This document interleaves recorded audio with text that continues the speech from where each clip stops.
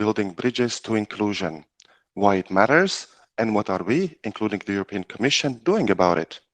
To answer this and many other questions, we have invited today a panel of leading European experts to present the topic from various perspectives: EU policy, the users, people with disabilities, and wider society, from technology and industry, as well as research and development, and of course, artificial intelligence. Our guest speakers will discuss the importance, the benefits, but also the challenges of digital accessibility for everyone. My name is Einars Freimanis. I work for the Commission and I'll be your host today. Thank you for joining us today for the next 2 hours. I'm going to start the PowerPoint and the agenda. Share. Okay. Please welcome our guest speakers and the agenda for today. We'll have first June Lowry Kingston from Luxembourg, who will present an overview of what the European Commission is doing about digital accessibility in her presentation on EU law and policy. Emilia Andreeva from Brussels, also from the Commission, who presents a concrete use case of working towards digital accessibility in the Commission's web presence in her presentation from Action Plan to Users. Then we hear from Jacob Rosin from Estonia and Karin Marzin from Brussels, who will talk about the user perspective and why digital accessibility matters to everyone. Susanna Lorin, afterwards from Sweden, will help us answer the question, who will fix accessibility and what skills might be required to do so. And finally, today, we'll have Professor Dr. Klaus Miesenberger from Austria. He will talk about the future of digital accessibility, about research and development, and of course, the impact of artificial intelligence in this field. Each segment will be about 15 minutes, followed by questions and answers from you, the audience. The session's aim is to present the general public and the EU staff on the ongoing actions to improve accessibility in digital space in Europe. We want to get the word out and raise awareness, but we also want to bring the knowledge in from these experts. Today's event is part of the EU Diversity Month in May, which explores the links between digital accessibility, equality, and inclusion. We want to also prelude the European Year of Skills to be officially launched on the Europe Day on 9th of May, as well as Global Accessibility Awareness Day held later this month worldwide. Now, before we go into details, quick word on some practical questions. We want to hear from you who are joining us today. So please ask your questions in the Slido chat on the right side of the screen or left side, depends on the user, using hashtag accessibility.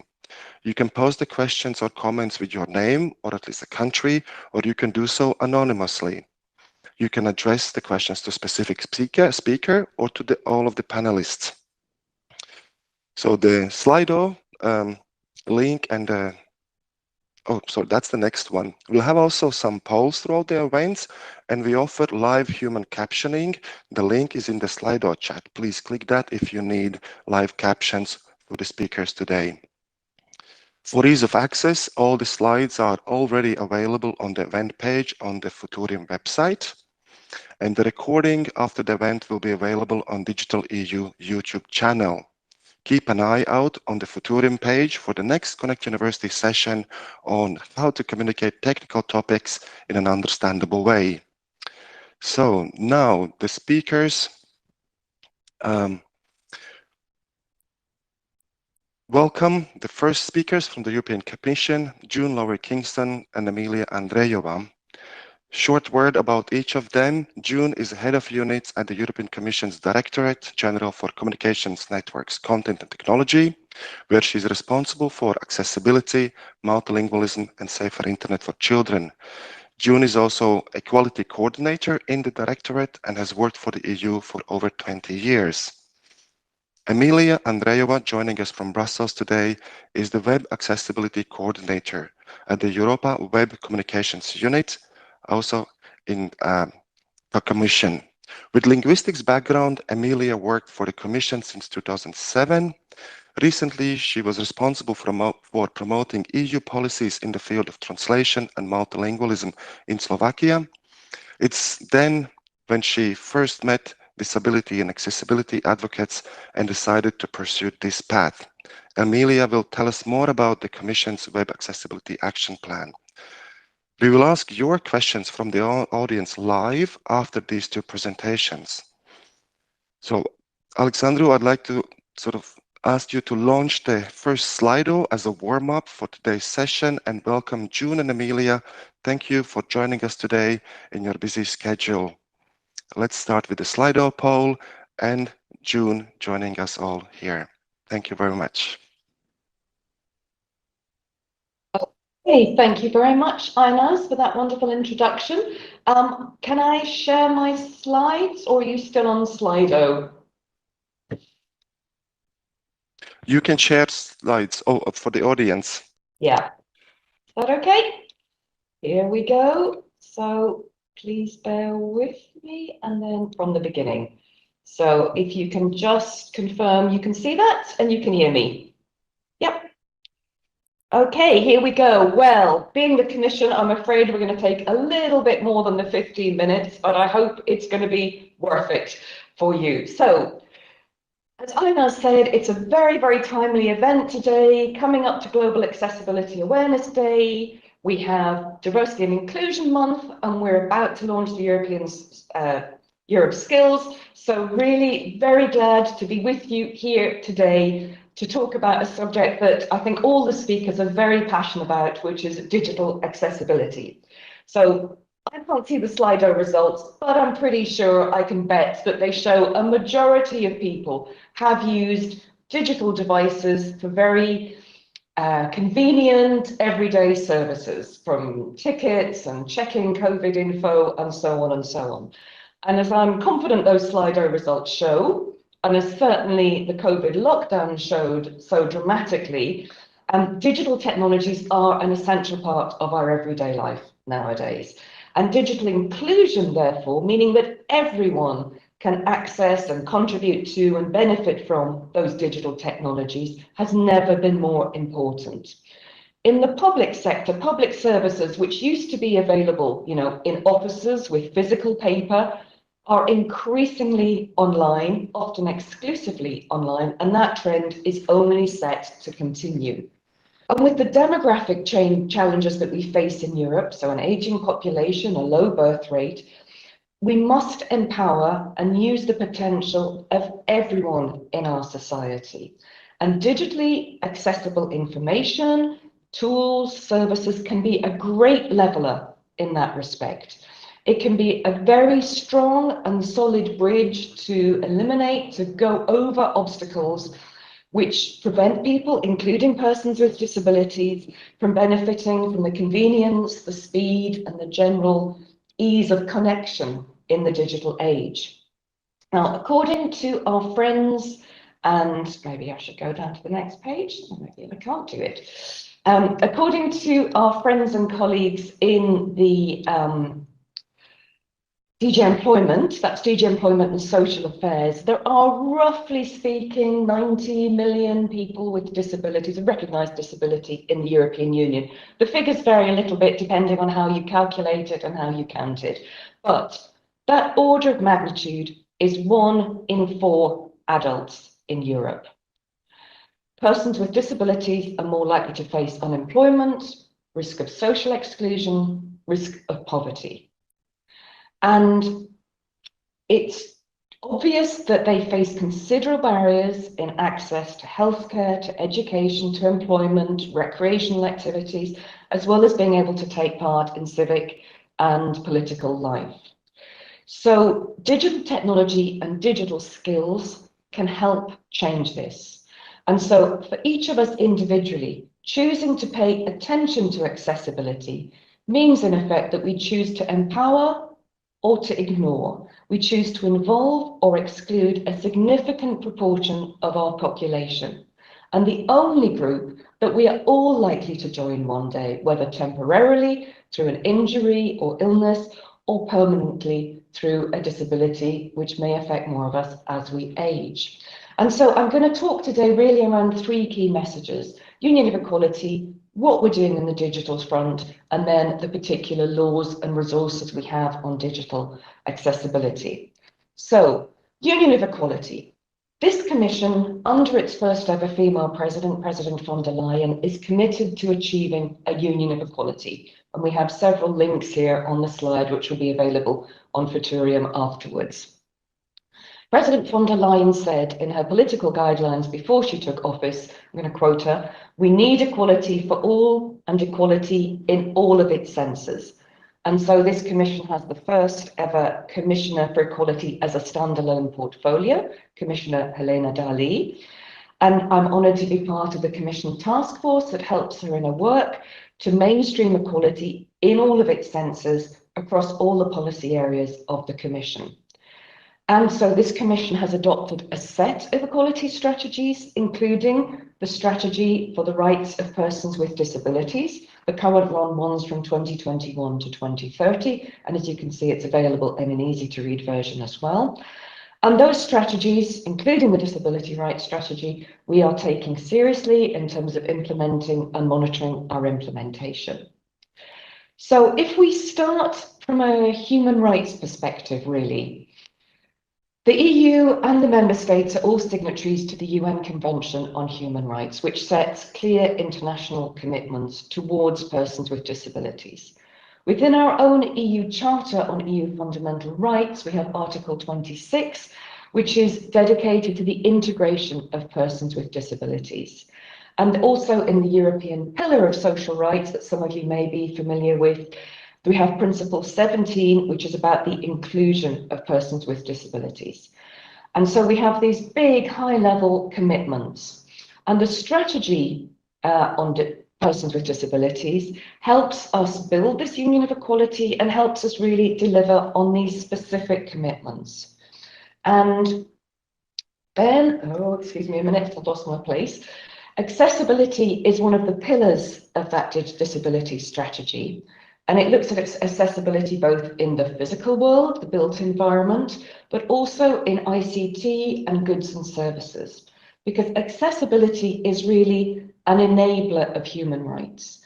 It's a precondition, a prerequisite for persons with disabilities to be able to take part in both the economy and society on an equal footing with others. And if we talk about the UN Convention on the Rights of Persons with Disabilities, we had the great pleasure of meeting Mr. Gerard Quinn, UN Special Rapporteur on the rights of persons with disabilities last year when he visited the European Union. And as part of our commitments under the convention, the UN takes this seriously and asks signatories to report. And so last year, the Union did this, and we've given links here on part of that exercise. We were delighted to see that when all the Commission services had spoken to him, he basically said that he was impressed, for example, with the substantial body of legislation, and that what we have in place and what we're further planning to put in place really makes the EU a natural leader of some sorts in this field. And that was very, very positive experience for all of us, and I think shows that we're on the right track. So much for our general obligations. If we look now at our digital ambitions, one of the key 6 political priorities for this Commission is to make a Europe fit for the digital age. And we have some keynote documents here. Again, we've given the links, the Digital Decade Policy Programme, the Digital Compass, and I'll talk a bit more about the digital rights and principles. So under the Digital Decade and the Digital Compass, we've set some very ambitious but very clear targets for 2030, where we want the EU to be in 2030. And you can see that this is really across 4 different areas: skills, infrastructure, business and government, so private and public sector. And there are some very, as I say, very ambitious targets here, and some that are particularly relevant in terms of our context today would be to have, for example, 80% of the general population, so including persons with disabilities, to have basic digital skills, 80% by 2030, to have a vastly increased ICT workforce by 2030, to have key public services, all of those online. And if all of those are online, that means that they have to be accessible, as we'll talk about in a moment. So very ambitious targets, and this is where we want to be, but how do we want to get there? So it's not digital transformation any old way that we just, go bulldozing our way through. We want a digital transformation that is based on human rights, based on our values. And in this context, there was an important document signed by the Council, the Parliament, and the Commission last November last year, called the European Declaration on Digital Rights and Principles. And that document really shows the political intent concerning this digital transformation, where we want to go, how we want to get there. We want a digital transformation that leaves no one behind, not the elderly, persons with disabilities, or other marginalized or disenfranchised groups. And so it's a very interesting document. This slide just shows some of the chapters of that. And there are some very interesting principles and commitments in there. And it's really a reference point for businesses, as well as for the public sector, for all relevant actors when they are developing and deploying new technologies in Europe. And it shows really our political intentions concerning this digital transformation, which is receiving huge sums of money in terms of investment. And when we look at digital skills, as I say, we want virtually everyone in Europe, high level of ambition there in the target, to have basic digital skills. But we also need a diverse and a larger group of ICT professionals with advanced digital skills. And so in this context, we have significant investment under the Digital Europe programme, but we also have other documents and other plans, such as the Digital Education Action Plan, which we are using to try and increase the skill levels, say both at basic as well as at specialised level, so that everyone can really benefit from this digital age. So, general commitments for persons with disabilities, bold ambitions in terms of the digital context and the digital transformation. What are we doing on a more practical level in terms of laws? Well, particularly using the single market and equal access and equal opportunities under the single market, there are some very significant pieces of legislation. There are two here on this slide which really show the two main acts that are dedicated to accessibility for persons with disabilities. On the one hand, we have the Web Accessibility Directive, which is fully in force, which is addressed at the public sector and obliges all member states, all public sector bodies at national, regional, local level to make websites and mobile apps accessible for persons with disabilities. So if you accessed information about COVID rules in your member state during the lockdowns, that information should be accessible because it's public sector information. Because it's easier for business, it's just more transparent for everyone. If we have a clear definition of what we mean by accessible, we have a harmonized European standard, you have the link here in the slide, to make it easier for business to show that they're compliant, to make it easier for the member states to show that they're following the standard, our expectations of what accessibility means. And there's been a lot of good work going on across the member states to try and implement this directive. Before it was adopted in 2016, less than 10% of all websites in Europe were accessible for persons with disabilities. I'm not saying we're perfect now, but the directive itself is recognised as a game changer, the first such piece of legislation in the digital environment, and it is bringing about change. So we are getting there, even though there is still room for improvement. The European Accessibility Act, on the other hand, is also addressed partly at the private sector, so it extends those accessibility requirements to key ICT products and services, from online banking to buying concert tickets, also covering transport obligations and accessible devices like computers and operating systems. It also enters practically into force as of 2025. So there is still a preparation time for private sector as well as the new parts of the public sector affected by that to prepare for its implementation. And those goods and services include e-books, e-commerce, as I say, online banking, websites, booking systems of transport services. So our question in Slido, do you use your mobile phone for your boarding pass, for example, if you're flying, or for tickets, if you're on the train? Then this will ensure that those digital services have to be accessible. And also it seeks to make sure that accessible mainstream technology has to be compatible with assistive technology. So that's not all though. Those are the two specific pieces of legislation. There is also a lot of other legislation which has specific provisions for accessibility or for the rights of persons with disabilities. You may have heard in the press a lot about the Digital Services Act, adopted last November, enters into force for all regulated entities as of next February 2024, and it applies to all digital service providers. So it really is the horizontal piece of legislation, very important piece of legislation. And we're delighted that the other institutions, so the Council and the Parliament, in the trilogue negotiations, added in an article about codes of conduct on accessibility. Now, it's a new piece of legislation. The implementation, the enforcement aspects of this there's still a lot of work going on before next February. But Article 47 mentions codes of conduct on accessibility, and I just want to quote here that the Act will tackle accessibility issues by developing codes of conduct to promote full and effective equal participation by improving access to online services, but through their initial design or subsequent adaptation, address the particular needs of persons with disabilities. And because this applies to all digital services, that is one very big piece of legislation.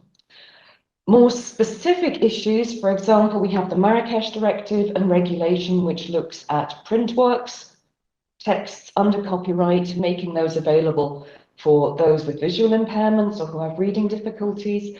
We have the Audiovisual Media Services Directive, which looks at television broadcasting, video sharing platforms, video on demand, and making those increasingly more accessible for persons with disabilities.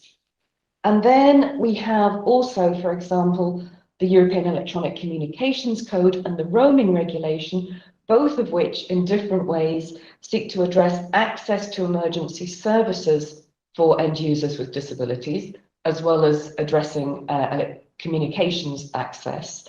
And then we have other texts which are in negotiation. I mentioned that the digital targets, for example, we want 100% of EU citizens to be able to have a digital ID by 2030. That would have to be accessible. And under the Artificial Intelligence Act, which is a very broad act which is in negotiation, same with the digital wallet, these are Commission proposals that are still being discussed. The Artificial Intelligence Act addresses accessibility and rights of persons with disabilities in two ways. One, in terms of granting accessibility to content through codes of conduct, but also, very importantly, looking at protecting fundamental rights, including those of persons with disabilities, so that artificial intelligence cannot embed or extend existing discrimination. So looking at sort of those aspects, those two aspects under the Artificial Intelligence Act. And as I say, who knows where they will end up, but they are currently being negotiated. So a quick word about what funding we are doing for this. As I mentioned, we need a skilled workforce. There are great opportunities in terms of accessibility. We know there's great growth for jobs and also for access for persons with disabilities to work in these fields. Also as stepping stones through monitoring or testing compliance of accessibility. But we are also looking at promoting skills, promoting technology through research and deployment projects and initiatives. You see here on the left-hand side some of the projects that, for example, my unit has been involved with. These cover things like accessibility resources, community building skills, also promoting sign language interpretation in a digital format, easier reading text for those with cognitive impairments or reading disabilities. And then our colleagues in DG Employment and Social Affairs have launched a very interesting initiative called Accessible EU. It is now up and running, and the content there is being enriched really day by day now. It's an EU-wide resource centre on accessibility in all its terms, so the built environment, transport, ICT. It's aiming to ensure that people with disabilities have access to all areas of life on an equal basis. You're very warmly invited to contact the centre to get more information or to take part. And also they are hosting national events and have national contacts. So there is a lot going on there that, and really that this activity has really taken off in the last few weeks or so. So I just want to end by saying that although the legislation that I've talked about doesn't directly apply to the Commission, we are, I hope, as I've shown you, walking the talk, that we're really committed to accessibility at all levels in the Commission. And because we don't have to meet these obligations, for example, under the Web Accessibility Directive, I'm now going to hand over to Amelia, who will show that we are taking this seriously and that we are doing our best to practice what we preach. So, Amelia, I'm going to stop sharing. And it's over to you. If I can turn my sharing off, which I can't. There we go. It did stop, so let me share my screen, and I hope that it works and my voice doesn't fail me. Thank you very much for the introduction, for laying out all the legislation, as it is very important. And thank you for the opportunity to let me speak on such an important topic. As you could have heard, I'm relatively new in digital accessibility, but passionate about it. And yes, learning to swim among all the success criteria and everything what we really can improve in the European Commission. Let me walk you through the action plan and how it hopefully can affect the users of our web presence of the European Commission. But before I start talking about the action plan, can we have the Slido quiz, one question? Now I will not see it again because I'm just using one screen, but hopefully it works. And the question is what do you think is the Web Accessibility Action Plan of the European Commission? An internal document stored very well in its archives, or is it a publicly available document that anyone can consult? So yeah, I hope it works and that you are able to answer this question. But just to quickly give you an idea, it is publicly available. You can all access it on the Europa web guide, and I'll talk more about it in just a second. So as June said, the European Commission is really committed to building a union of equality, and that's why it adopted the strategy on the rights of persons with disabilities.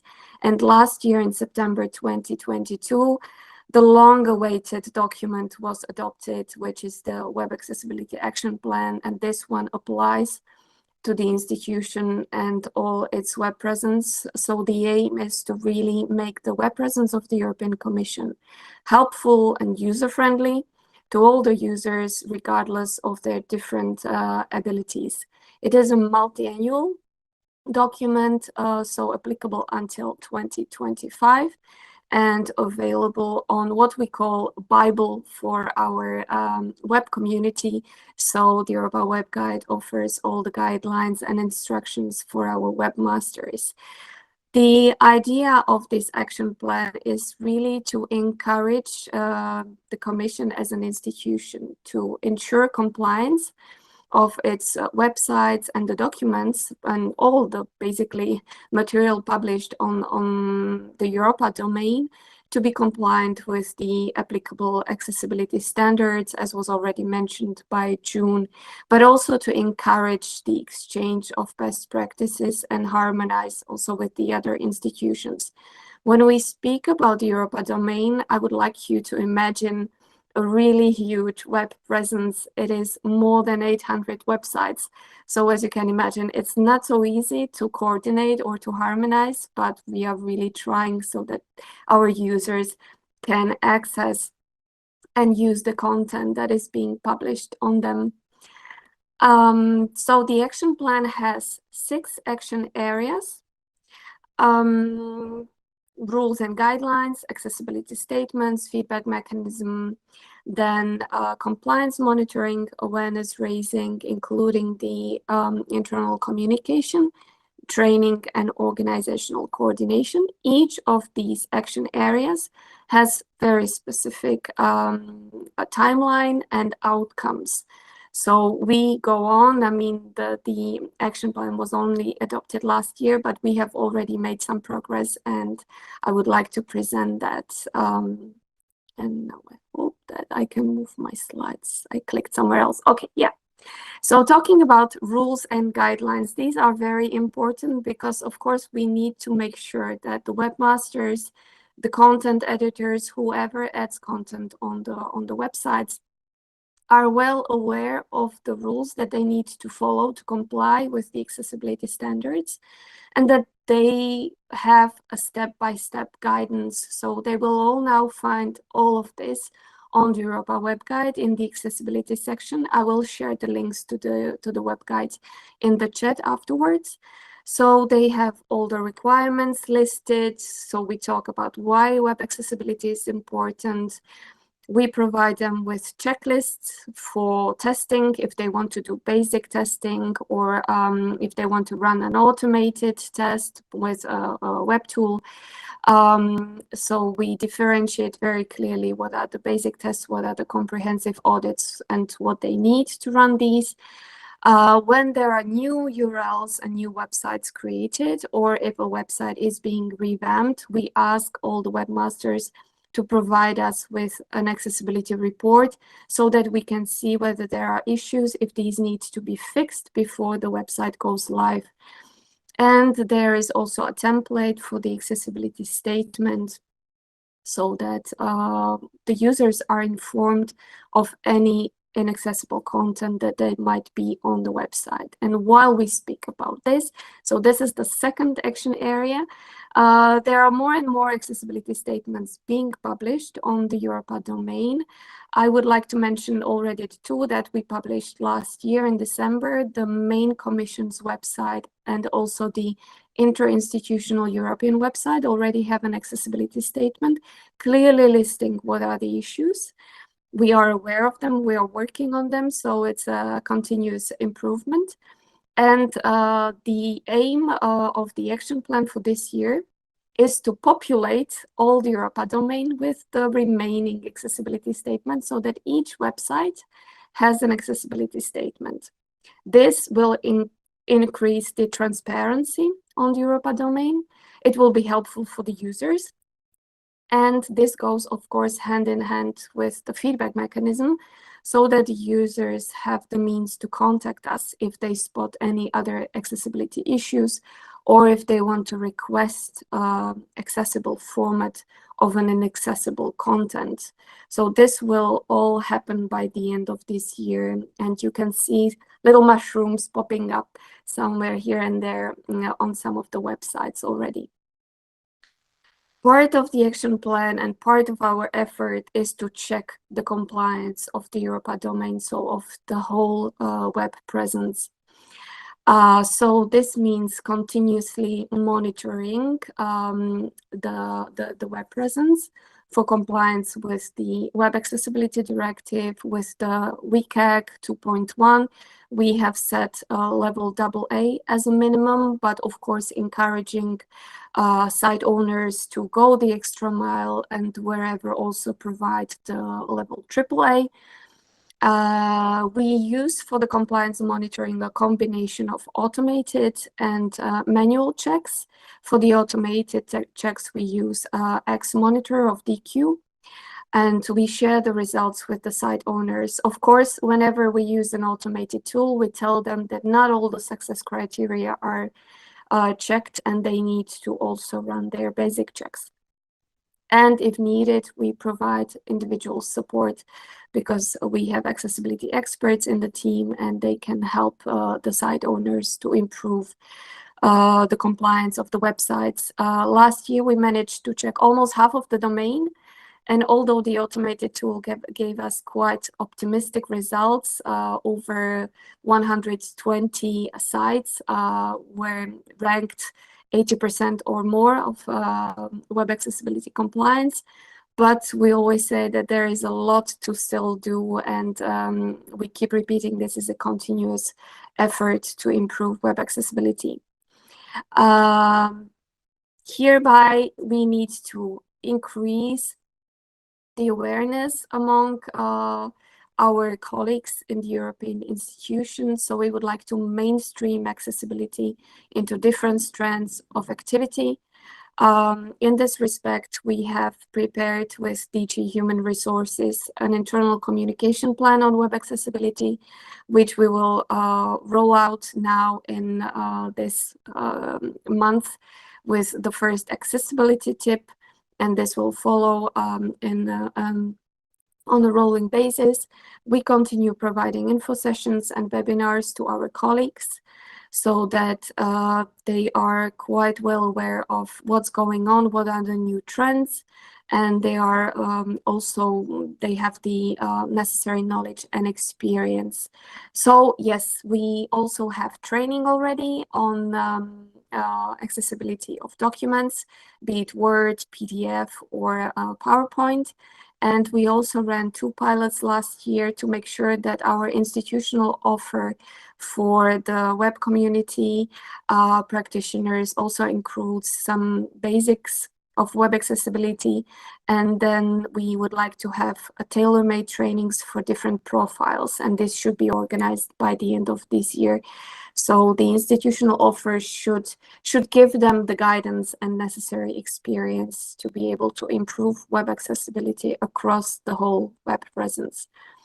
As you can imagine, and as June already painted the picture, European Commission is a very big institution. We have too many stakeholders, so that's why we have 2 coordination structures to help us to bring this cruise ship to the destination of improving web accessibility.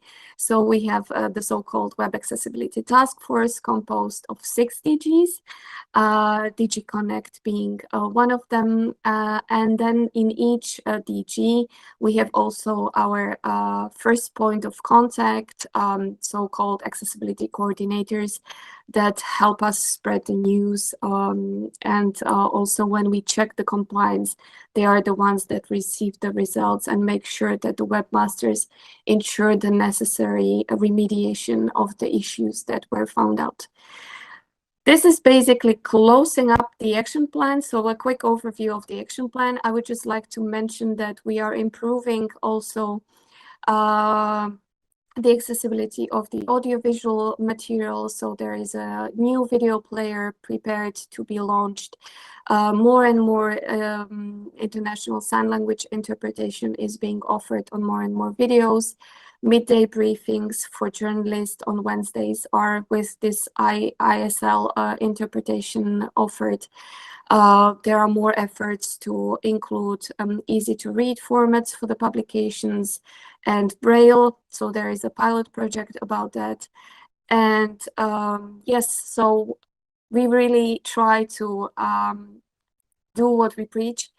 And I hope that the users will be able to see this change as we improve. So thank you very much for your attention. I stop sharing, and I think there was time for questions. Thank you very much, June and Emilia. And we are good on time. I'll ask at the moment 1 question to each of you. We have many more questions in the Slido chat, which I'll keep later for the panel when everybody is there. Maybe I'll start with June. Are there any specific countries which are doing better in terms of accessibility? I wouldn't dare name and shame, I have to say, not in a format like this. However, what I can say is that the member states had to, as part of the Web Accessibility Directive, there is a built-in sort of monitoring provision in there. And so the member states have to carry out annual checks on their accessibility, and they have to report to us. The first report came through a year and a half ago, something like that. And then it's every 3 years after there. I've probably got my years wrong because I'm losing time. Inez is nodding, yes, I've got my years wrong. The report is due next year. Life goes so quickly here in DG Connect. So those reports are all available on our website. We can put the link in the Slido. And obviously they're in the mother tongue, the official language of the member state site. And we have a courtesy automated translation to go with them to help comparability.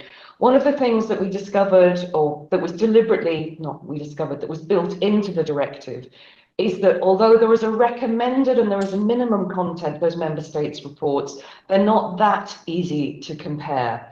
And so it is a bit hard to sort of do that direct comparability. I think what's safe to say is that all member states have improved.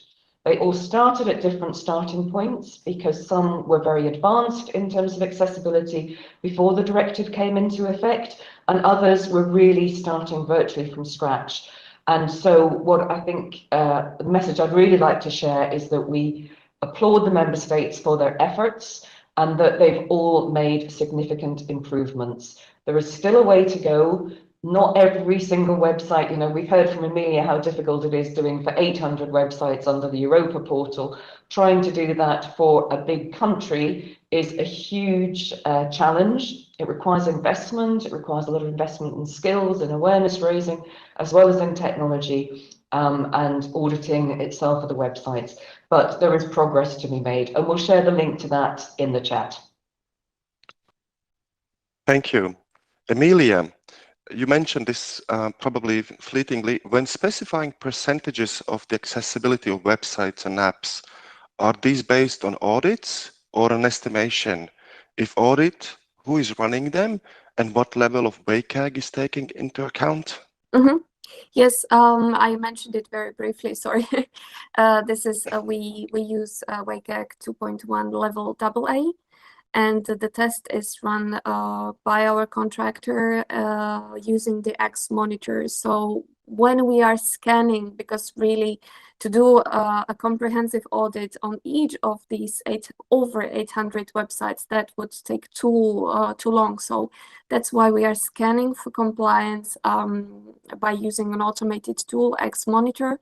And so the percentage is based on the success criteria that this automated tool can check.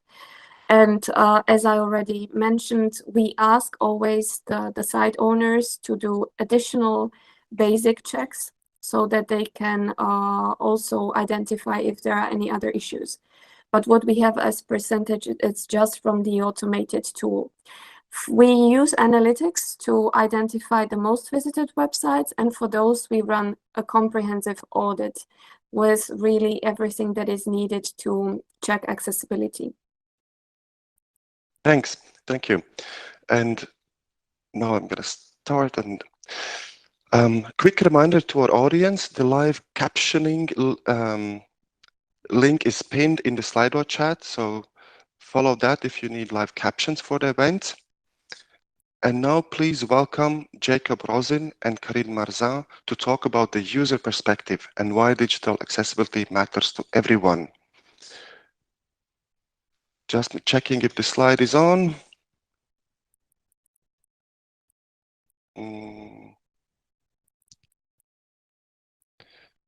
So slide mode. Okay. I'm not sure I can see. So a quick word. Jacob Rosin is the president of Estonian Blind Union and a board member for the Estonian Chamber for Disabled People. Jacob also runs his family business, Sparrow Access, offering accessibility expertise to create accessible websites and mobile apps. He also works as a technology journalist for the Estonian public broadcasting. He's an audio recording enthusiast, capturing so-called audio photographs, which he loves to share on social media. Karin Marzan, joining us, is a digital rights policy specialist with a particular interest in emerging technologies and their impact on human rights. She currently manages the Web Accessibility Initiative Communities of Practice, or YCOOP, a project for the European Disability Forum, working with the World Wide Web Consortium and partners in industry and academia to support the implementation of EU Web Accessibility Directive. Jacob and Kevin, thank you for joining us today. Over to you. Thank you so much for that great introduction. I won't be using slides today, but I'm going to share some experiences from the field, as you may. What is the actual user experience with accessibility? And well, the user experience with good accessibility is supposed to be good. So we're going to talk about some issues with inaccessibility. And to be honest, a lot of navigating the web every day for a person with a disability is rather frustrating. I'm blind myself. I work with colleagues with different disabilities. So I see every day different issues with accessibility from different angles. So why is it frustrating? Particularly, the biggest reason being that accessibility is still, unstable in the sense that we don't know if a website or an app will be accessible, or a content or a PDF or a video. So you have to go in and find out yourself if it is accessible, or if it's halfway accessible, if it's just frustrating. So, for example, imagine going into a random grocery store and not knowing if they offer, if they accept money, or if they do, what currency do they accept? Do you have this currency? Do you know how to, how does this currency relate to the currency you're used to? Or, they might know about currency, but it's a very obscure thing in the corner with a user manual they need to go through to understand what's going on. That's kind of the feeling I get sometimes with accessibility, that either it is done very well, meaning the grocery store accepts currencies and everything is nice, or the accessibility is done in a way that's, oh yes, this accessibility thing, we need to do this, so let's do the bare minimum. And this creates a very frustrating example for somebody who is blind, or has a motor disability, or is hard of hearing, etc. There are occasions where accessibility is never thought of, or is thought of too late, which means you basically cannot do anything with the product, whether it will be a website or an application. But as I said, you know it after going in. There is nobody telling you that, hey, don't use this website. No, don't bother. And it wastes so much time every day. And sometimes you have to use those inaccessible sites and inaccessible apps because they're related to your work or school or education, or you have to run your family or whatever. So lots of frustration. There have been, thanks to the European Accessibility, the Web Accessibility Directive, though, many great examples already. So the frustration is slowly trickling away, and I'm really happy that those initiatives have been, come to life through European Union, because they show real advances, and everything is getting better. An example, we know all about the COVID we had, and in Estonia, we started COVID vaccinations one beautiful morning a few years ago in spring. And Estonia is a very digitally connected country, so naturally they did use digital service to, for you to sign up for your COVID vaccination. And a few hours after the launch, I started getting lots of concerned messages from people with low vision that the website is not very easy to read with different technologies. When I went to check myself, I discovered that I am not able to select a time with a screen reader. For those who don't know, the screen reader is a little software which mainly blind people and people with low vision use, which talks to the contents on the screen, the links and buttons, etc. So I wasn't able to, and no blind person was able to book a COVID test. Of course, we reached out to the relevant authorities immediately, and we were able to start working on it. Obviously, you know, with public sectors, it takes a little time, but the will to fix those things was there. But again, a little frustration for a lot of people. There are other examples. For example, and I don't really want to point fingers here, but one of the things I was really surprised at when filling in a public consultation from the European Commission related to the European disability card was the overly complicated way of doing that. I assume that, you know, it's a disability related thing, the disability card, which EU wants to adopt. And it, you know, obviously they thought of everything. And signing in to start filling in the form was very complicated. You needed to download an application, confirm your identity several times. It took me like 5 or 10 minutes to actually get to the point where I could start using the form. And I am very persistent. I usually don't give up at first, you know, obstacle. But somebody, you know, I was able to manage it. But somebody who is not that technically advanced or who's less persistent, who, you know, maybe saw the questionnaire somewhere and thought, okay, I'm going to just quickly fill it in. And then, oh no, so many obstacles. I'm not going to bother. You know, it's a very easy to lose people like that and lose interest and you know, give a message to a person. So in a technical way, to look at compliance, you know, the code and the design, etc., the website kind of was accessible, but the process was creating a huge barrier for persons with disabilities. There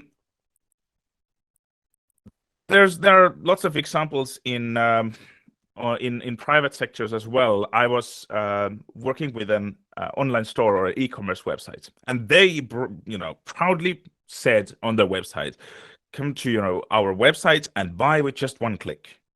Okay, cool, one click. Let's do it. I started using keyboard, and you can use a tab key on your keyboard to navigate through the website to focus links and buttons and interactive elements. And a website developer can create little shortcuts to jump you around at relevant places on the websites. They hadn't done that, and to get to the buy button, it took me 60 clicks. And I don't think anybody who sells stuff online wants to say buy with just 60 clicks. Doesn't really sound too flattering. Lots of videos online are filled with, for me as a blind person, just 6 minutes of fancy corporate music, and I'm just not going to listen to that. So media accessibility is also terribly you know, important. And as we have said here also already, accessibility kind of is for everybody, not just people with disabilities. We talk about captioning, live captioning, subtitling, sign language translations for people with hearing disabilities.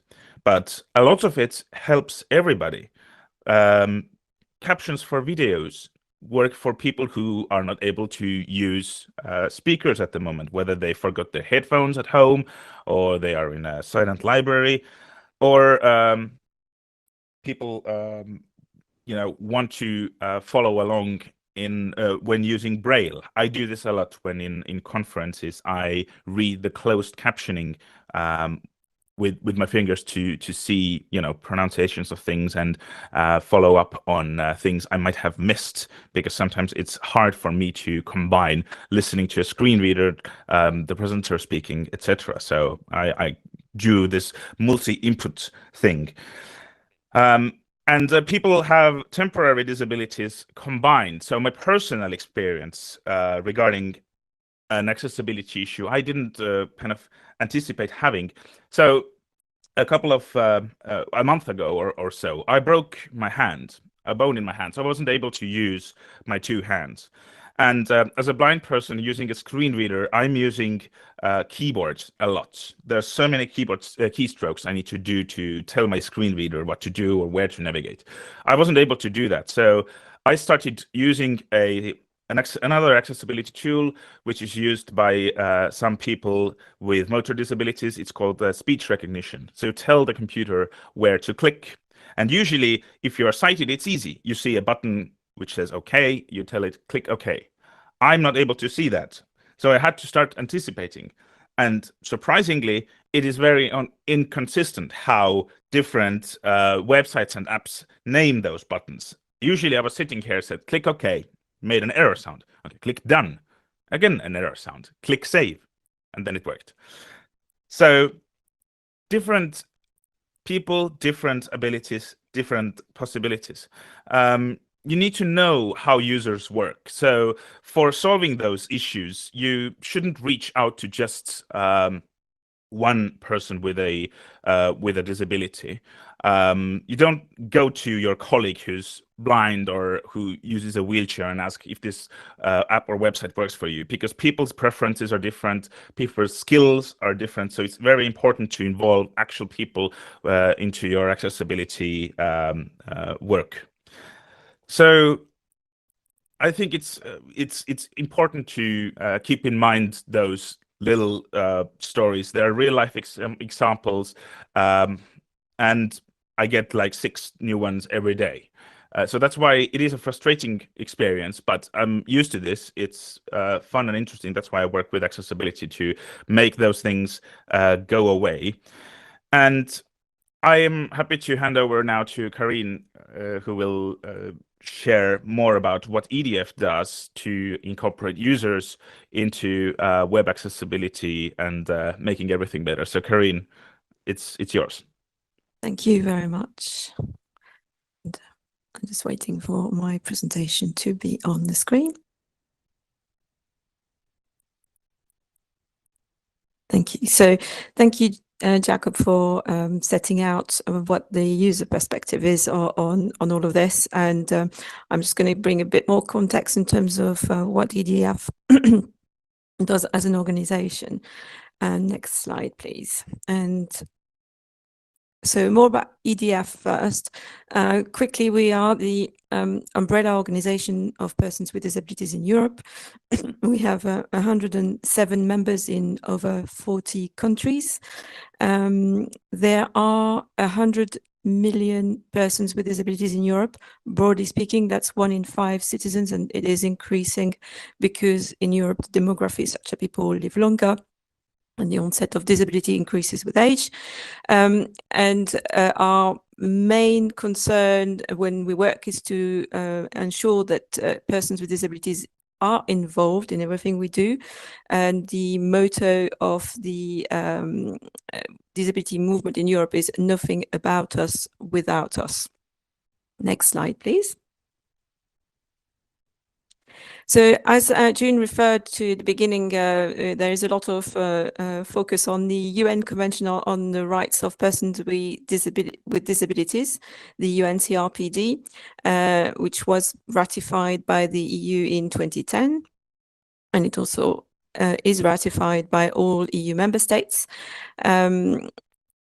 Our objective as an organization is that persons with disabilities are fully included in society in all areas of life, whether it is when they want to use physical things like transport, or whether they want to vote in an election, or whether they want to access public services or buy private or public services, the focus for us is that they can do this on an equal basis with others. So we do this in a number of ways.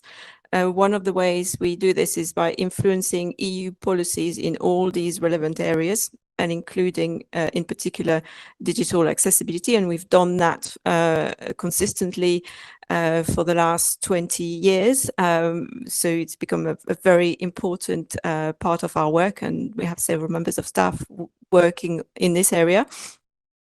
And the other way we get involved in influencing and advocacy is through participation in projects. And one of the EU-funded projects we are currently working on is the Web Accessibility Initiative Communities of Practice, known as Y-Co-op. There's a link provided on the slide to access more information about this. But essentially, what we are working with the World Wide Web Consortium, industry actors, and also academia to ensure we are aware of the latest developments, and that we provide resources for people who are interested in digital accessibility, and to support the implementation of the EU Web Accessibility Directive. So if you are particularly interested in that area, I invite you to look at the resources we have online. Next slide, please. So really, the key point we want to make here is that digital accessibility matters to everyone. As Jakob said, you may have a disability, but you may also be temporarily disabled. We all use digital services every day, and and more so, and obviously this has to be accessible to everyone.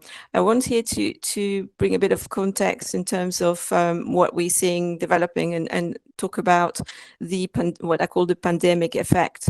As we know, overnight in 2020, we all had to move a lot of our life online, whether we suddenly had to interact with colleagues online primarily, or our children were taught online, or we had to even see doctors online for appointments. Suddenly our whole life was a huge part of it was moved online.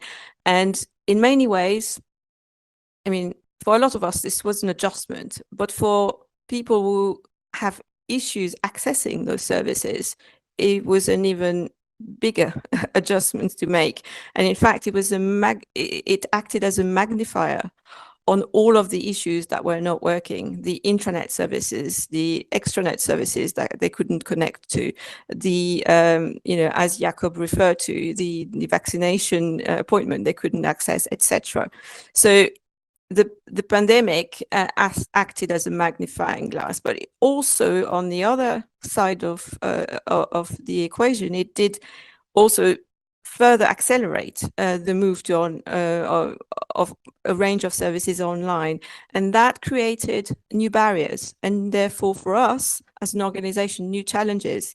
The increasing move online generated a more need or use of things like multi-factor authentication, which may or may not be accessible, or the use of digital signatures, which may or may not be accessible, although they should be. So these are issues that we need to keep tracking and addressing.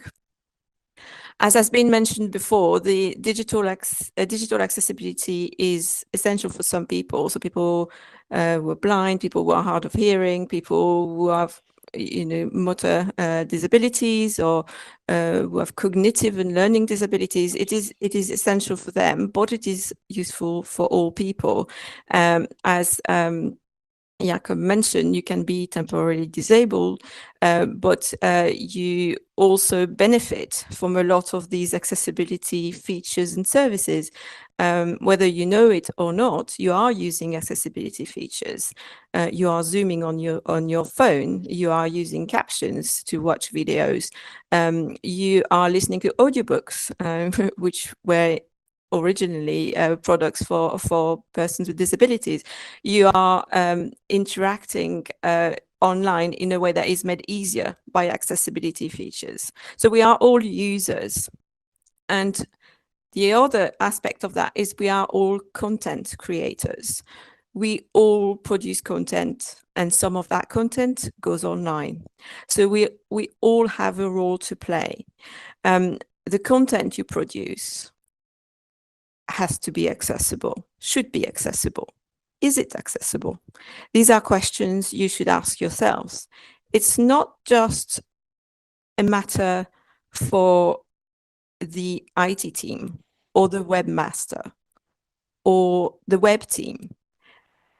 It is something that should be something you focus on yourself when you create content. Digital accessibility is everyone's responsibility. There are 3.5 quintillion bytes of data that are created every day. Some of that data, some of that content is yours. Make sure you are part of the solution. And to do that, you need to engage with the disability community and make sure you're doing the right thing. Thank you. Thank you, Karin, and thank you, Jacob. As before, I will ask each of you one question to follow up and keep the remaining questions for the panel when everyone else joins. Jacob, what do you think of apps like Be My Eyes? Can these solve part of the existing issues? Of course, I would see Be My Eyes kind of solutions. And for those who doesn't know, Be My Eyes is an app which connects you through a video call to a sighted volunteer, so you can ask them help. They solve more issues probably in the physical world. You can use Be My Eyes for digital things, you know, have people help you navigate through a website or tell them if your formatting is right on a document. But I think it's a kind of a solution which is built on, you know, inaccessible solutions, and I think it doesn't work too well as a actual solution. It's a temporary solution, definitely, and it's an amazing one. Be My Eyes is incorporating artificial intelligence right now into its system, which is doing some pretty interesting image recognition solutions, and this is a very interesting technology to see how it would work. So I would say yes, Be My Eyes would work, but not as a solution. So it isn't an excuse for somebody who creates content or develops apps or websites that, you know, people who are blind can use this app, so we don't really need to do anything. So yeah, yes and no. Thanks, Jacob. Karin, with all that's happening around, what are your main concerns still for accessibility for online services right now? For me, I think I mentioned that briefly in my presentation.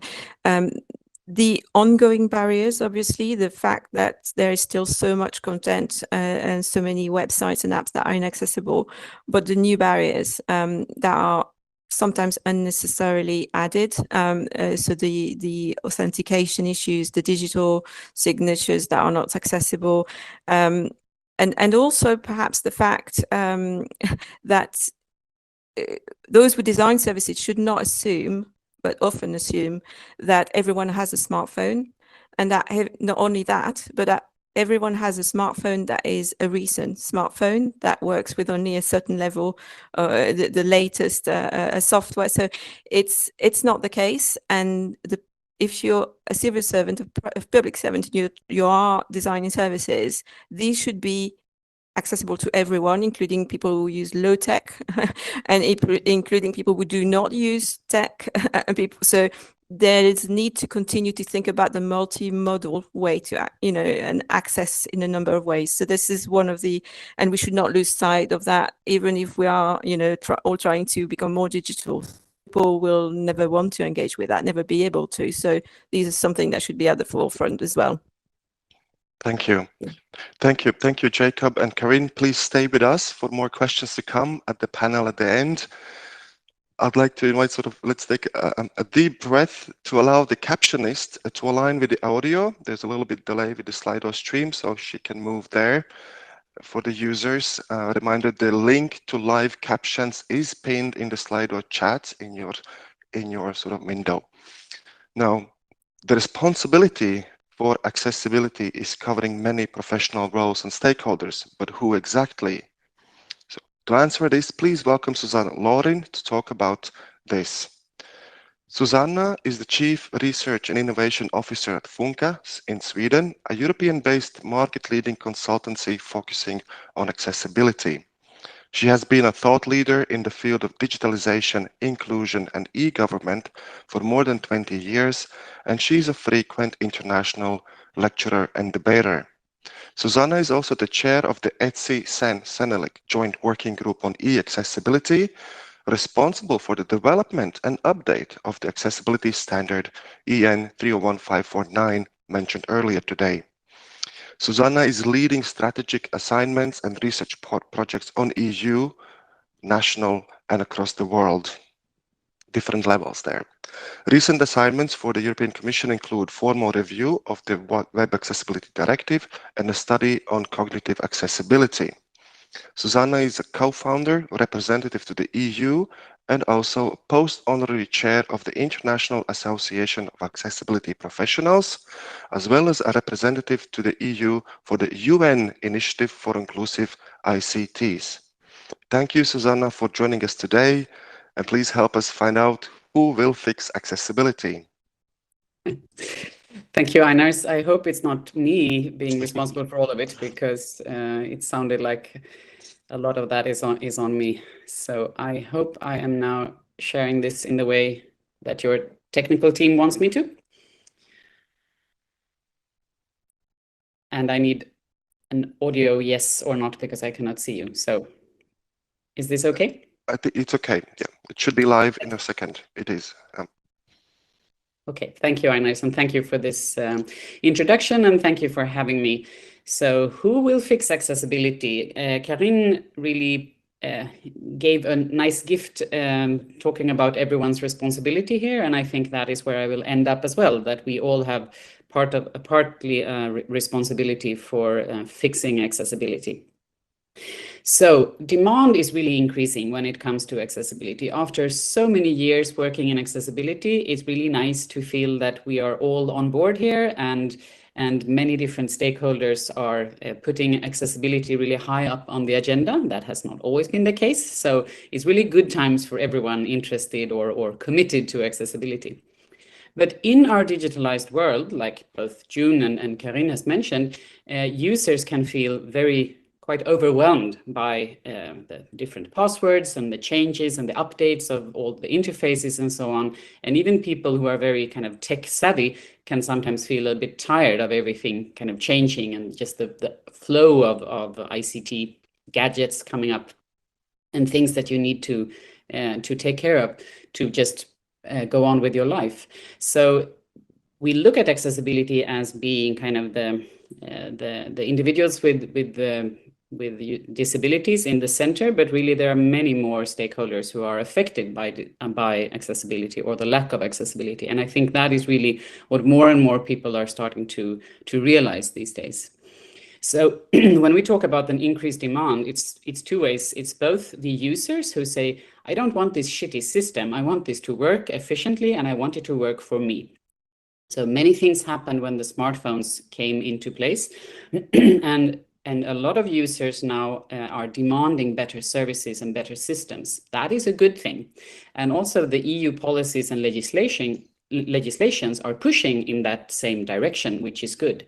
We also see an increased demand for more experts, more resources, more boots on the ground, more subject matter experts that know what accessibility is about. When we did the review of the Web Accessibility Directive, how the implementation and enforcement works, all monitoring agencies across the EU said the same things. There are not enough people who know what this is about. The public services want to the public bodies want to make this good. Nobody is doing bad interfaces because they are evil. They really want to do the right thing, but there's not enough people out there who really know what this is about. And that is a big problem. But it's also an opportunity, because when demand is increasing, there is a market, and we already see things changing and happening here. So as has been said before, accessibility really covers a broad spectrum of abilities and needs. And we have the EU legislation telling you who is covered by the law and what is covered, but you need the standards to know how this is going to be solved. So there is a complex web of responsibilities. There is, of course, the website owners for the Web Accessibility Directive, or the manufacturers, distributors, importers, or providers of the certain products and services covered by the European Accessibility Act. They are ultimately responsible for the accessibility. But really, everyone needs to play a part here. And we have the graphical designers, the UX designers, the developers, the owners of the interface, the content creators, and the project managers. All of us need to work together to achieve a better accessibility for everyone. That also means that the procurer, or the person buying technology, needs to know about this and needs to pose the right requirements to the suppliers, who also need to know about accessibility. So all this kind of goes down to an extreme need for knowledge and skills, because if everyone needs to do their little piece of this puzzle, then of course they also need to know what they are talking about. And for many years, accessibility has been more of a grassroots movement, if you will, and anyone could say, hey, I'm an expert in this, because still there's very few universities, higher education institutions, other training facilities that provide accessibility, include that in their training. So this has been a big problem for many years, and that is at least partly why we see this gap in the market, and this really the big need for expertise. So skills is not only one of the buzzwords for the Commission this year. This is also really what is needed. Skills, knowledge, awareness, and people really need to know what they're talking about. And the International Association of Accessibility Professionals are at least one part of the solution here. We are trying to make sure that people are certified, professionally certified, with a recognized certification globally, so that if you need to hire somebody, or you are procuring a supplier to help you build something that doesn't already exist, then you need to know that the experts behind this are not just ICT generalist experts in the things that you need, but that they also know about accessibility. Because when I say that we need skills and knowledge, it's not just the experts. The experts are important, but if everyone else is doing something wrong, and then the experts needs to come in and make an audit and then work for remediation, that's really nice for us being experts. We will earn a lot of money, but that is not scalable, it's not sustainable, and it just doesn't work. So we need to make sure that everyone that works in the field of anything producing or providing digital services know about accessibility. The experts are needed as well, but everyone needs to know a little bit about this. And still, our research shows that it's a small minority of the universities who teach this, and this really need to change. I think the Commission can really support this, and also the monitoring agencies in the national governments in the member states. They can also help provide more training around accessibility, because this is really what is needed. Otherwise, we will see the next generation designers, UXers, developers, and content creators doing mistakes that are completely unnecessary. So really spreading the word, making sure that we include web accessibility skills and knowledges in the curricula of all universities. I think that is really a key for this to be successful in the future.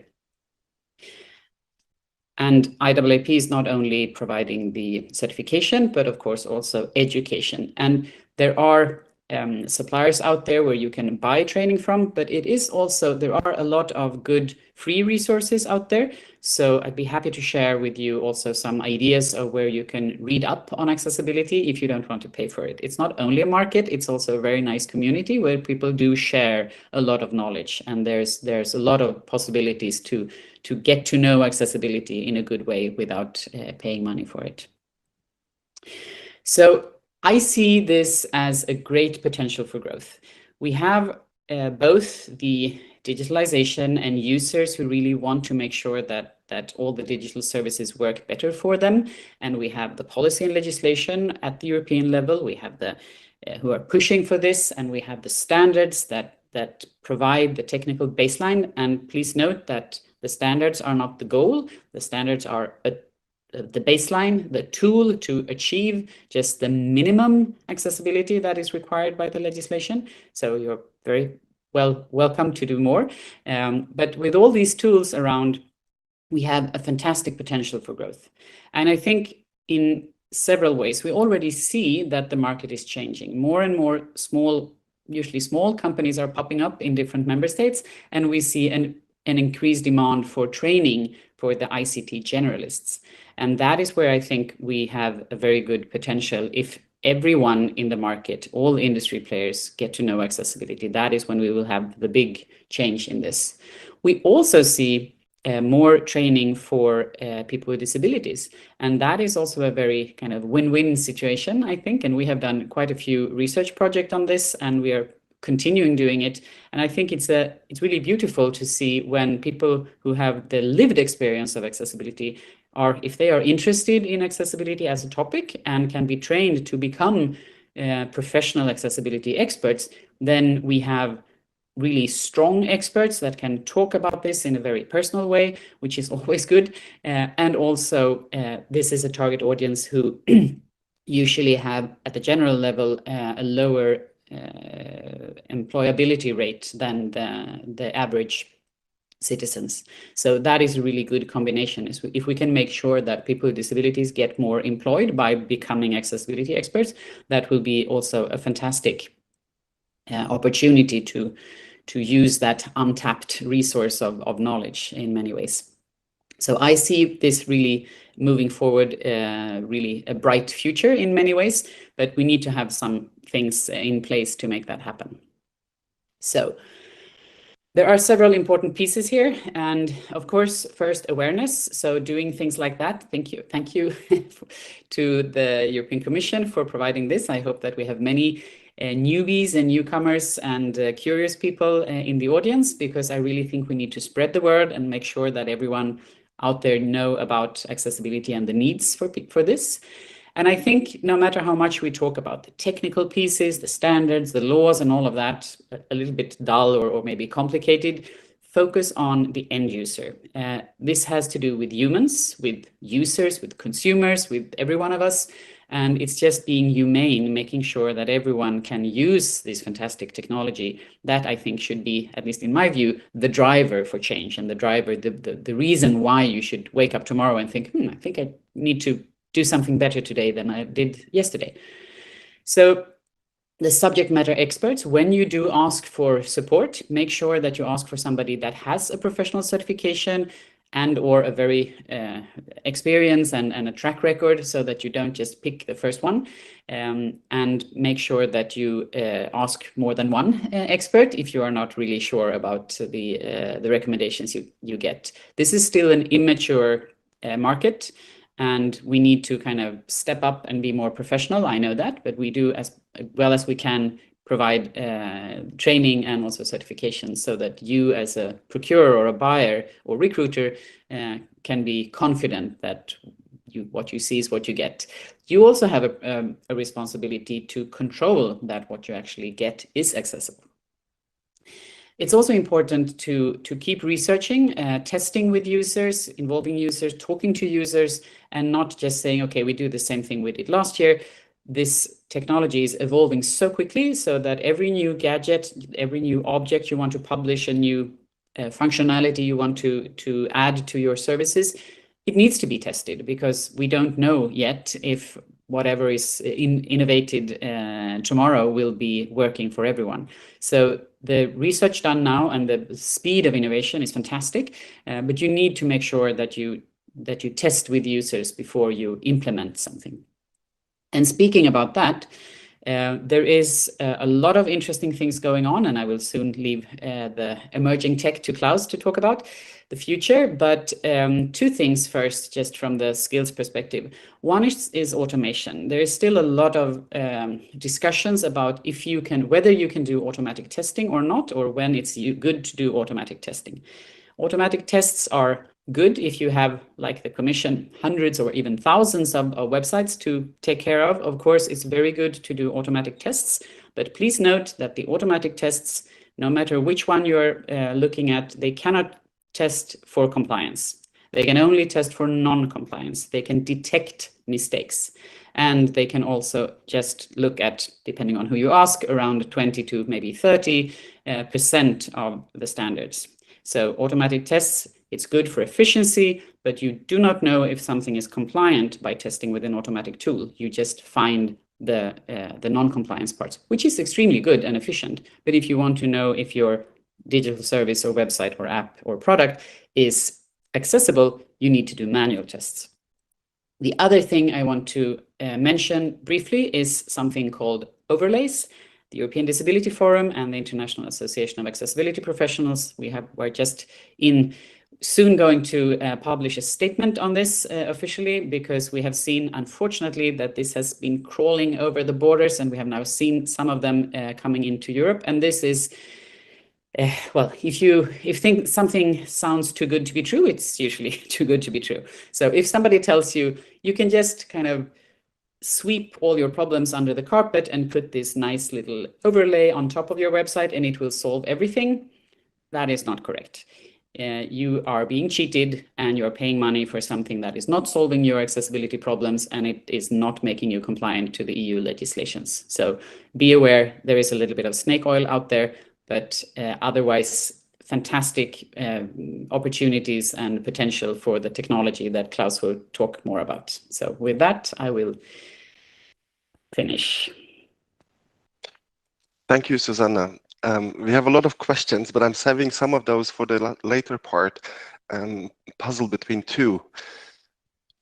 What do you think of current guidelines or standards or for accessibility? Are they easy to follow, easy to implement? You mentioned there's a community out there to help with that. That is a leading question.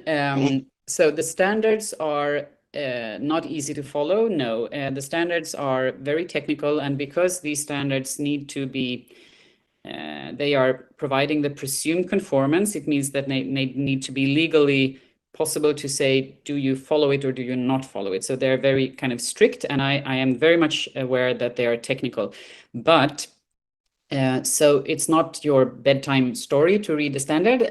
Probably you need to have some knowledge before you start reading the standards. But that is why we have the industry. So you as a procurer or buyer of technology, you don't need to know all the nitty-gritty pieces of the standard. You just need to be aware of them and make sure that you find a provider or a supplier that can interpret them for you. Because the idea is not that the end user or the average website owner should know the EN standard by heart. That is not the intention of it. So I know it's complicated. We're trying to make it better and more understandable, but it's still a long way to go.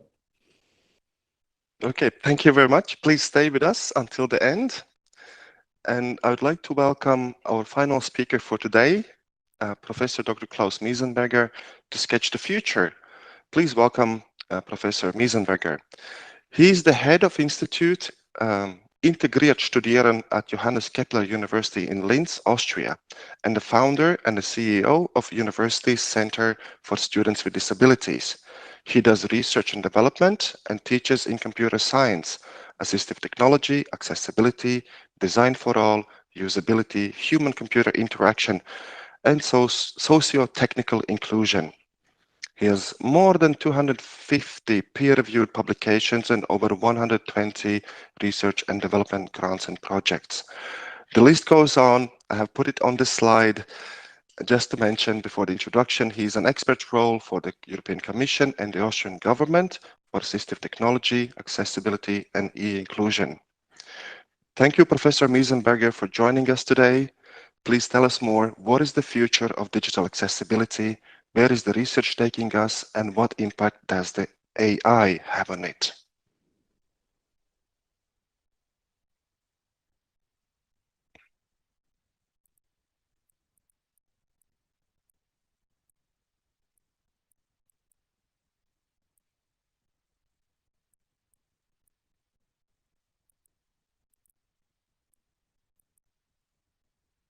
I think we're waiting for audio for Klaus.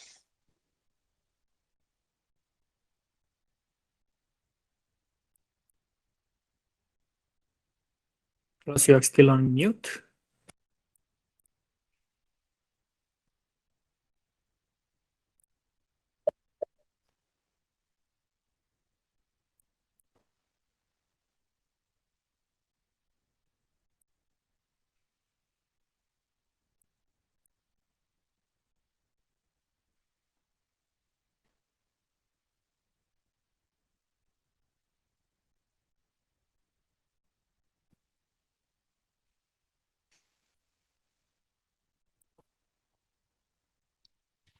Can you see my slide?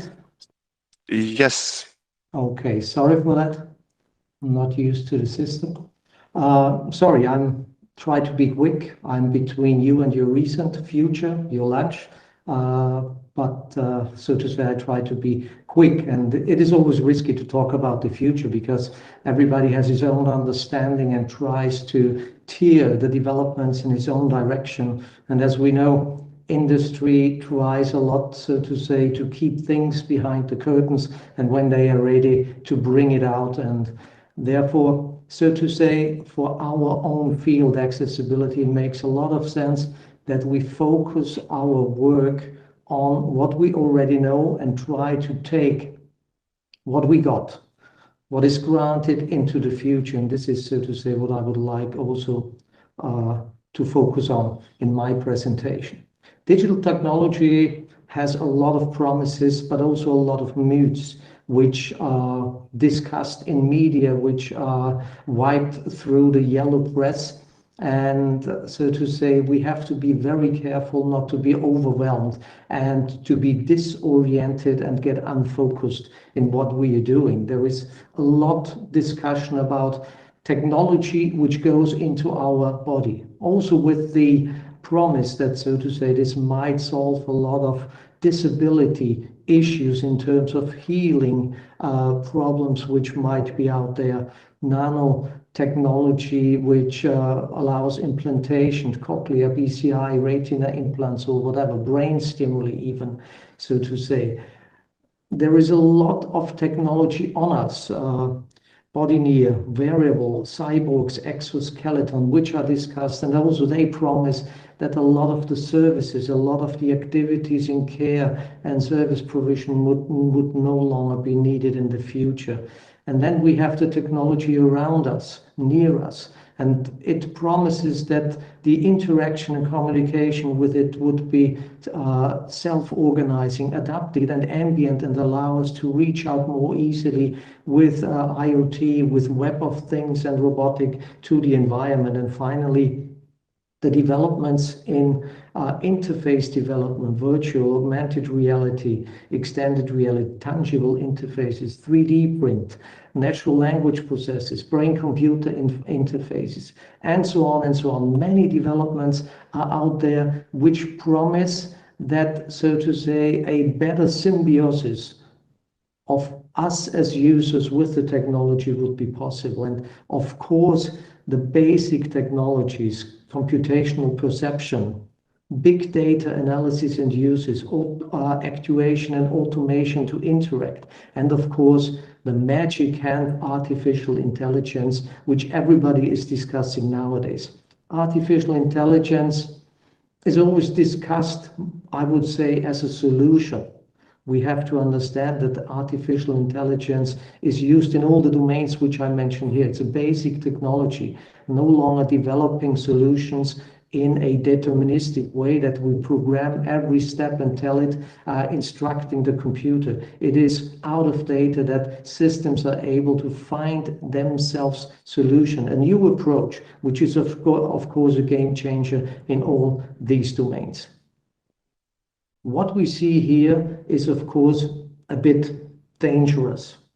We immediately have the feeling and the discomfort, so to say, this is not our own thing.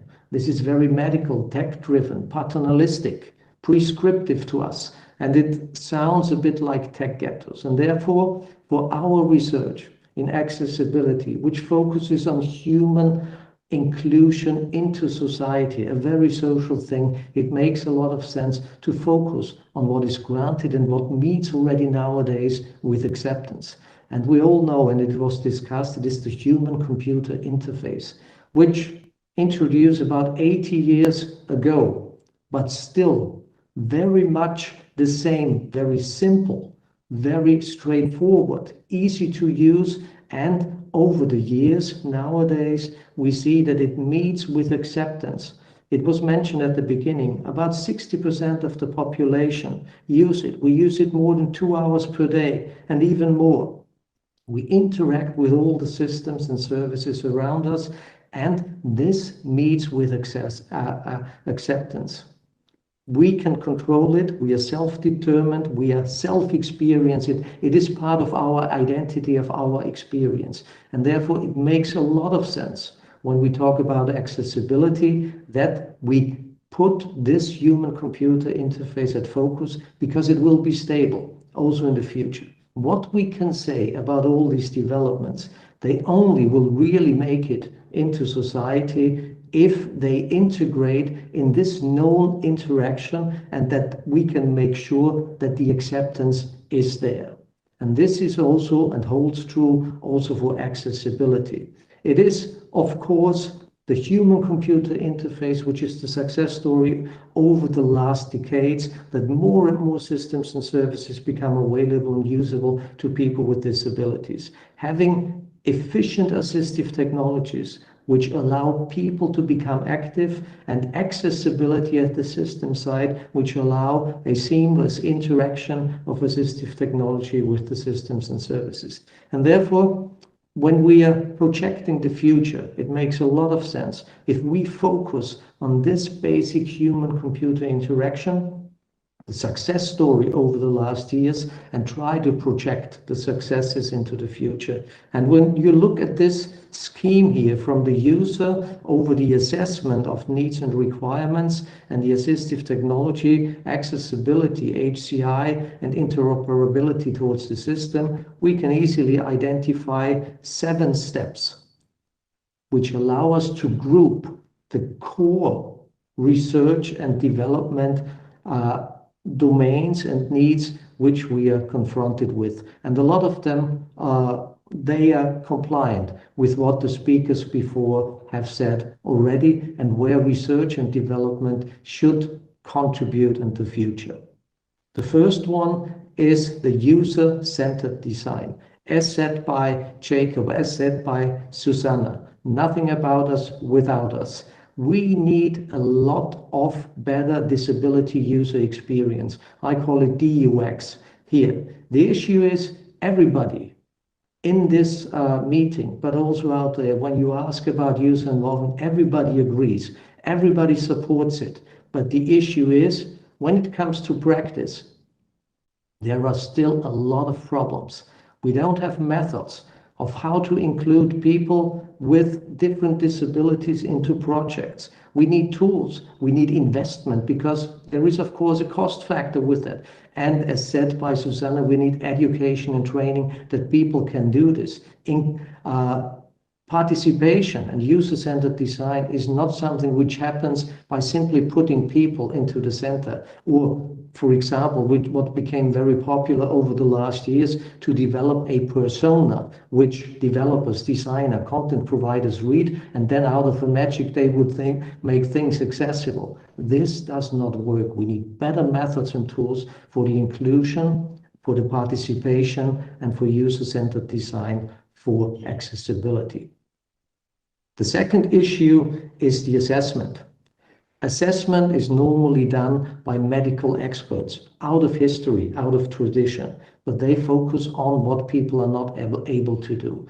We do not know, and I think Jacob outlined this in particular before, we have to focus much more on the skills of the persons, of their interests, of their expectations, to assess them. And one thing which is, of course, a bit critical, I am a strong supporter of AI here, of sensor technology, to learn much more about the user, what the skills are, what people can do, and how to support them.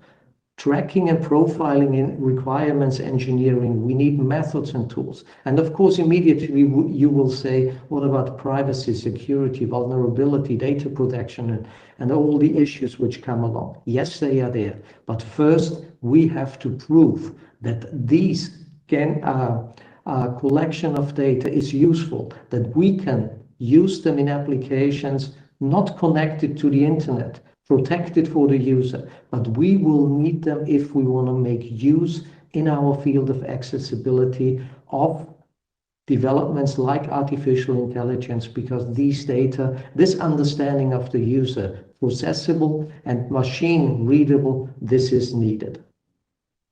The third thing are assistive technologies. You might say we talk about accessibility and not assistive technology, but I mention them because you have to interact. Accessibility has to interact with assistive technology. Assistive technology or accessibility becomes more usable if assistive technologies support them. If both sides, accessibility and AT, interact in a good way, allow personalization of interacting with content, and also integrates the service providing environment, care providers and things like that. This will allow better solutions. And we need no longer a prescriptive list of assistive tools. What we need are personalized, digital enhanced services which allow us to adapt personalized assistive solution at the user when they are actually interacting with content. It has to be much more adaptive than we face it at the moment. Accessibility was discussed, and I think I can be short here. I summarize. One important thing, much more usable accessibility. Better tools, features. Of course, as Susanna outlined, automation, but controlled automation.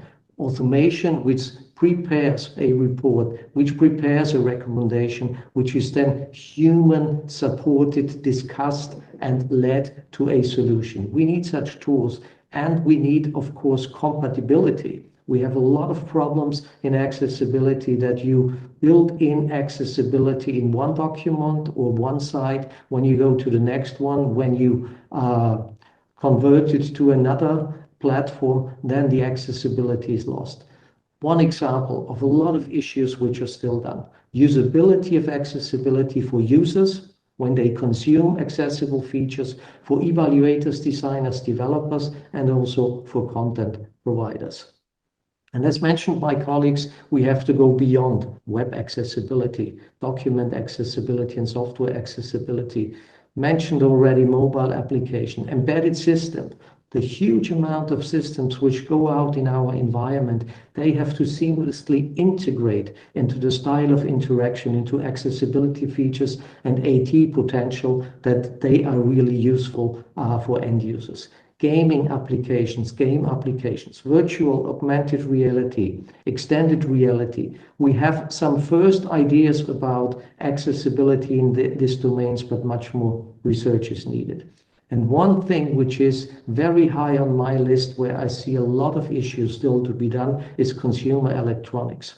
When you buy a device, and Jacob said it, you buy a device and it's absolutely not usable, accessible, or whatever. We need standards, we need tools, we need techniques.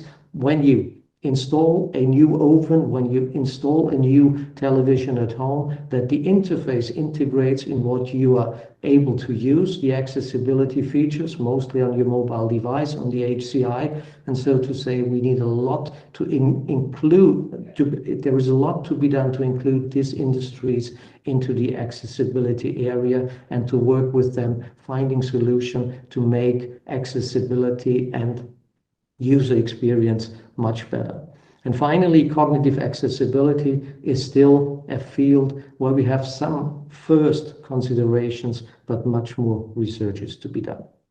HCI is developing a lot. There are new developments haptic interfaces, brain-computer interfaces, body-near implants, and things like that. What we need to do in research and development to proactively monitor what is going on. And already now, when they are not yet out in the big market, to see into the potentials for people with disabilities and the risk for accessibility problems to be analyzed and to be brought to the table.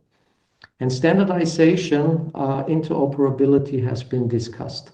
These are a lot of technologies, application domains, which merge at the human-computer interface and have to support accessibility and the diverse assistive technologies. This integration, standardization, adaptability, device profiling, personalization, reusability, and these issues are key and very important. It is a success story, what's going on, in particular at European level, and this has to be prolongated by research and development, and should also include ethics, security, safety, privacy, vulnerability issues. This, so to say, is an issue which can be based on a profound understanding of the standards, of the potential, and of the risks, and then we can also discuss these issues. It's not the first thing, and we have to be careful not to hinder development by bringing these discussions always into the forefront.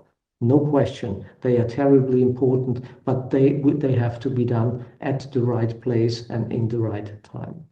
And finally, it is about the management issue, the organization. We have sound technologies, we have techniques, we have standards, we have methods how to put accessibility into practice. We heard about the need and the requirement that the training has to be, professionalization has to go on, as Susanna said.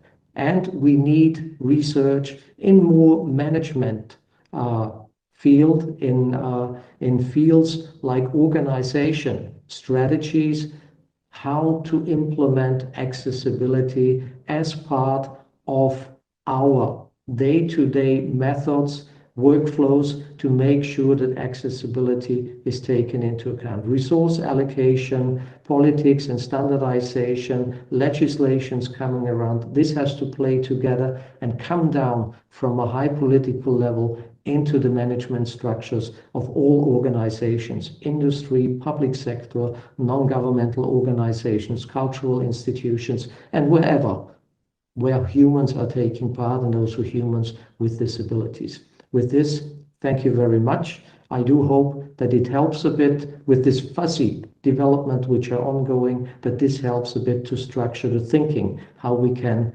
develop our future. Thank you. Thank you very much, Professor Miesenberger. I'll traditionally follow up with one question and the rest in the panel. I'm trying to combine a question from the audience. How comfortable are you with accessibility features or apps powered by AI? And then, do you think that AI will kill jobs in the disability field because of these developments? I'm very confident that it will not kill jobs. It will transform jobs. You might lose in the disability field, in the care sector, in the service sector for people with disabilities. You might be at high risk to lose your job if you do not take up the potential. If you take up the potential, if you're able to integrate technologies in the development, if you're able to focus then the efforts on more human social issues, which are so much have been neglected over the years, then, so to say, you do the right job, and the next field and the next problem and the next possibility, what is needed, will come up. So to say, it will, yes, be a risk factor for many people in the care sector because, so to say, they are not early adopters. But if they do, if they get the education, if they have the knowledge, they will find more and more and better possibilities to improve their skills, to improve their profile of working, and they are not at risk of losing a job. They will need more co-workers to cope with the activities which pop up and the needs and requirements in our society. Thank you. Thank you, Klaus. Now I'd like to invite all the speakers to turn on their cameras, and we have a round of questions from the public, from the Slido Q&A. Maybe I'll start with Susanna. A question from earlier this morning from Josephine. What can we do, for example, when streaming website or channels don't have subtitles? So good question. Well, it depends somehow. I work in many language areas where they're very small, where the auto captions don't really work perfectly yet. So, for example, in Swedish or Norwegian, they are not as good as in English or Spanish and so on. They are getting better, but still there's a lot you can do, and there are also a lot of free services out there. There is kind of a low-tech solution that is sometimes used, that we use ourselves sometimes when we do webinars in Zoom that doesn't cover the Swedish auto captions yet. Then we have another service, and then we just have two layers of windows on top of each other. So there are ways you can combine different services. It's really hard to get an easy example like this. But if it's about how do we make our service provider do accessible services, then it's more like you need to get together with a larger group so that you have muscles, and then post requirements so that in procurement together you have a bigger purchasing power, and then you can require that so that they actually change. Okay, thanks.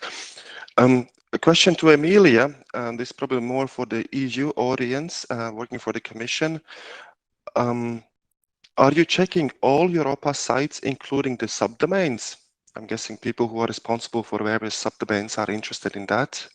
Yes, we the automated check that is being run crawls the website, so the subdomains are also included. Okay, thank you. A question to June. You mentioned about the monitoring reports, and I saw it in the chat. Shouldn't the monitoring reports be accessible too? Providing them in a harmonized and machine-readable way would also foster their reuse? I don't think anyone would disagree with that. It's not an absolute requirement of the directive, and so it's not something the member states have to do, but it's certainly something we would encourage. And we may have a working group with the member states who are prepared to look at that. And just referring back to Susanna's previous answer, I'm going to try and put a link in the Slido chat to a set of language technology tools that we make available free of charge, that different parts of the population, SMEs, public sector, academia are very, very welcome to use, and some of that includes speech transcription. And we are constantly improving and expanding that set of tools, so maybe worth having a look at. Thank you. I think this is for Jacob and Karin. If you were to have 2 accessibility features solved tomorrow by magic, what would be those 2? That's a tough one. I think I'm gonna pull a cheat card here and say one would be media for me. There's so much media around, and there's more coming. And different media. So let's say graphics, and I'm thinking both like photos to diagrams to maps should be properly described or have alternative formats, and audio format the same way with subtitling and captioning. And I think the second one I would say would be a little bit more technical. I think would be labeling elements, because, for example, as a blind person, it's very difficult to understand when your screen reader says button 6 times and you don't know where to click. If I can, I will add the physical appliances topic here. I will just re-emphasize this as well, because so much of the new technology we get, like physically, is not accessible as well. So that will be my third. Maybe Karin has something else to add. Yeah, for me, I mean, I think Jacob has some very good examples. I think what I would not respond to this question in the same way, but I would say what the key things for people perhaps that will make a difference is if people realize how much what they're doing can make a difference, whether it's things I've mentioned before in terms of thinking about your own content, but sometimes just asking questions, challenging the status quo, being willing to do new things, and to ensure that things are more accessible. Just want to particularly highlight the work that the Web Accessibility Directive team in DigiConnect did for the consultation on the Web Directive, for example, to make sure that there was no EU login requirement and that there was an easy to read format for this consultation, and that generated actually a very high number of answers. So it was used by more by people that don't normally use easy to read but found it useful. Thinking about detecting jargon you're using and making sure you do not use too much jargon. These are things, if they were able to be automated, would also help. And there are tools to do that, but these would be my two things. Thank you, Corinne. We have a very good and technical detailed question from Ricardo Silva. Thank you very much. But I maybe posed a wrapping up question to Susanna from Ricardo. How can I do more and actually participate actively in one of the teams represented here today? Maybe it's actually a question for everyone who would like to share an answer to Ricardo. I'll start with Susanna. Yes, thank you. So IWP is a member organization. So you're welcome to join us. The European Disability Forum is a member organization, so that's also a possibility. And there's a lot of communities around there. And I think that for me, as being a standards person, I think really joining a standardization organization is the most efficient way and the most kind of empowering way to do this. And there are different ways of doing that. So I would say join one of the communities. You're always welcome to us, and please help us with standardization, because that is kind of the key to make things better. Thank you. And now, like the last question for all of you, I think it's a recurring theme, sort of summarizing different parts from the Slido. And it goes, how to involve the project officers or people working and the business analysts in accessibility, not only developers with technical skills. And leading on to that, how would you convince someone to run accessibility audit? And because we represent different organizations, maybe I'll start with Emilia and June from the Commission perspective. How do we get others involved, not only developers, and how do we convince, let's say, the management to actually do it? Maybe I'll jump in first, Emilia. Yeah. You can compliment me if you want. I think what I said at the very beginning and the figures that have been repeated by all the other speakers, if we think about, we're talking about persons with disabilities, 1 in 4 adults, 1 in 5 of the EU population as a whole. We as policymakers and as those responsible for spending taxpayers' money, we cannot exclude such a huge proportion of the EU population from our daily work.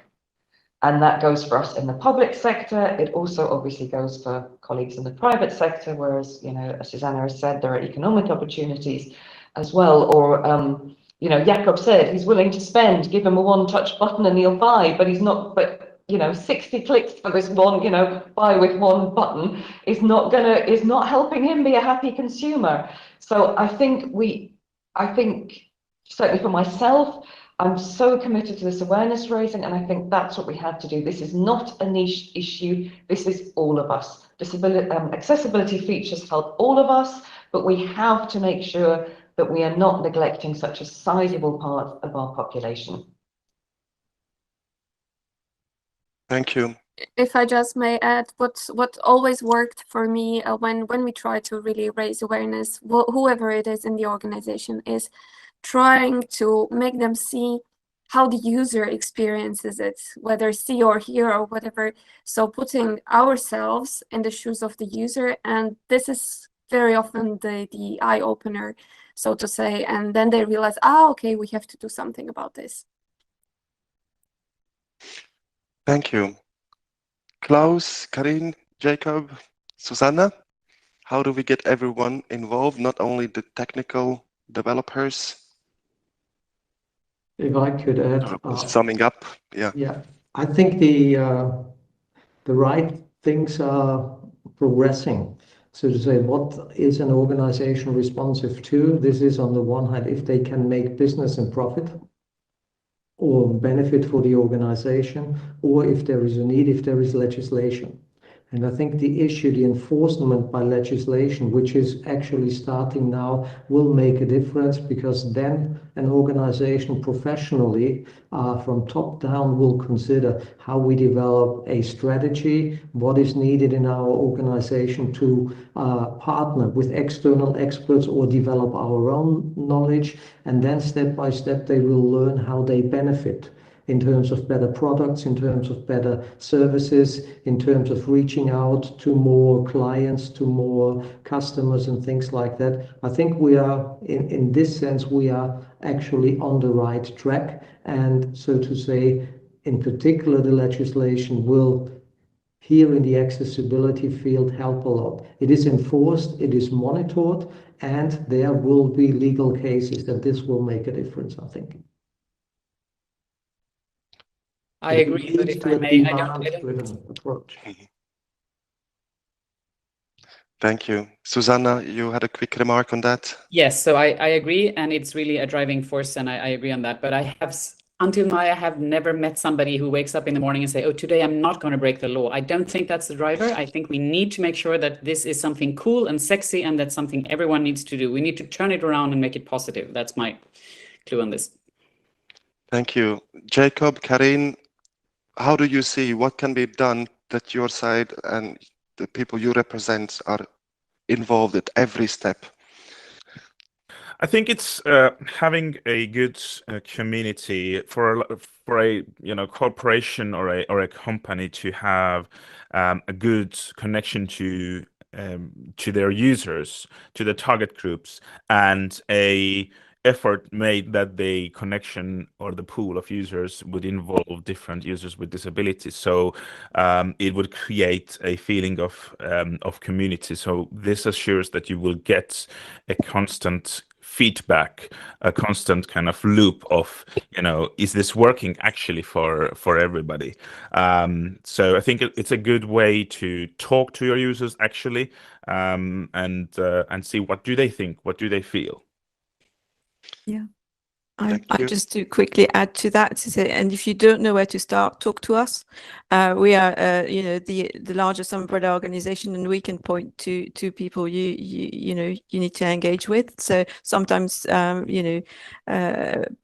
people don't know where to start. So start with us, and then we'll help you connect with the people who can help you.